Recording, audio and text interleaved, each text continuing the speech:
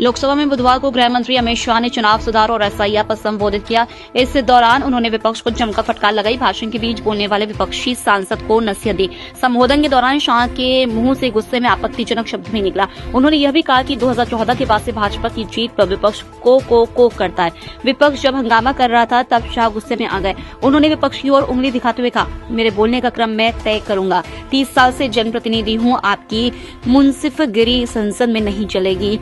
शाह ने अपने भाषण के दौरान विपक्ष के चुनाव आयोग की कार्यप्रणाली पर लगातार उठाए जा रहे सवाल पर जवाब दिया। उन्होंने कहा, मैं बहुत सोचता हूं कि चुनाव आयोग कहता है कि कुछ नहीं हो रहा, तो ये विपक्ष क्यों सवाल करता है। शाह ने असंसदीय शब्द का इस्तेमाल किया। विपक्ष ने इस पर हंगामा किया।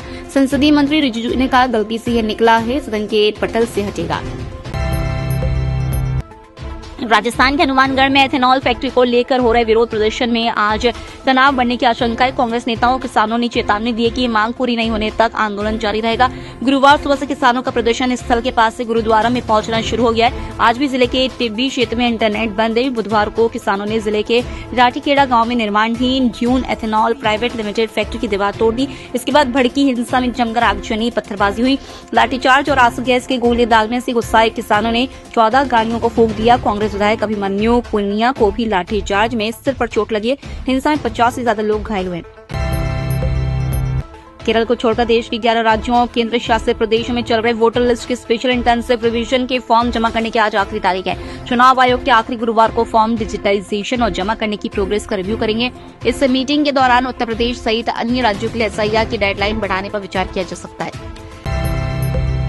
गोवा पुलिस ने बीच नाइट क्लब के मालिक लूथरा ब्रदर्स सौरभ लूथरा और गौरव लूथरा के पासपोर्ट सस्पेंड कर दिए। नाइट क्लब में 6 दिसंबर को आग लगने से 25 लोगों की मौत हो गई थी।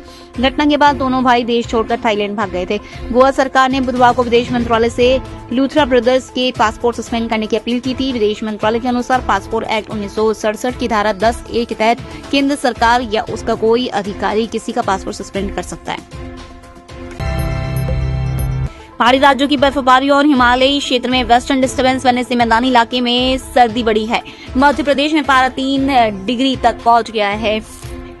मौसम विभाग के मुताबिक वेस्टर्न डिस्टर्बेंस का असर 13 दिसंबर से दिखना शुरू होगा। इससे और तेजी से तापमान गिरेगा। राजस्थान में भी पारा गिरने लगा है। राज्य के 20 से ज्यादा जिलों में मिनिमम टेम्परेचर 10 डिग्री से नीचे रिकॉर्ड किया गया। फतेहपुर सबसे ज्यादा ठंडा रहा और यहां तापमान 3.7 डिग्री किया गया दर्ज।